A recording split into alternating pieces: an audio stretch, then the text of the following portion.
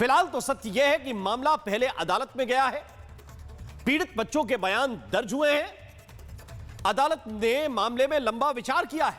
यह भी सच्चाई है, न केवल अदालत ने मामले को देखा बल्कि विचार किया और विचार करने के बाद एफआईआर का आदेश दिया कि इस मामले में एफआईआर होनी चाहिए, विवेचना होनी चाहिए।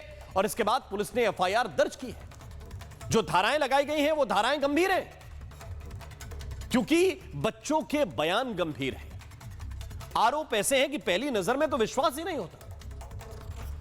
क्यों विश्वास नहीं होता? क्योंकि सच्चाई यह है कि कुछ पद ऐसे होते हैं जिनके साथ मर्यादाएं सीधे तौर पर जुड़ी होती हैं। इन पदों को ही हमें मर्यादाओं के साथ देखने की आदत है।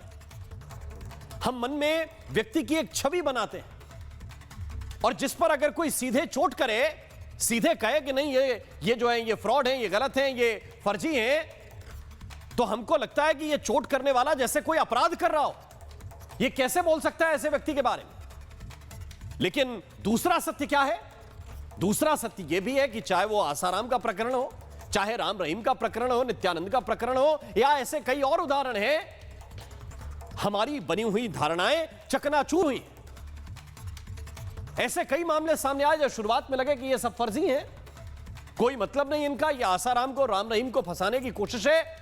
लेकिन जब मामले की विवेचना हुई तो सत्य आपके सामने है। ये सब सलाखों के पीछे गए, जो सामने से कुछ और कहते थे, अंदर कुछ और करते थे। इसलिए सवाल क्या है? सवाल यह है कि क्या आरोपों को सिर्फ षड्यंत्र की नजर से देखना चाहिए कि भाई षड्यंत्र हो रहा है?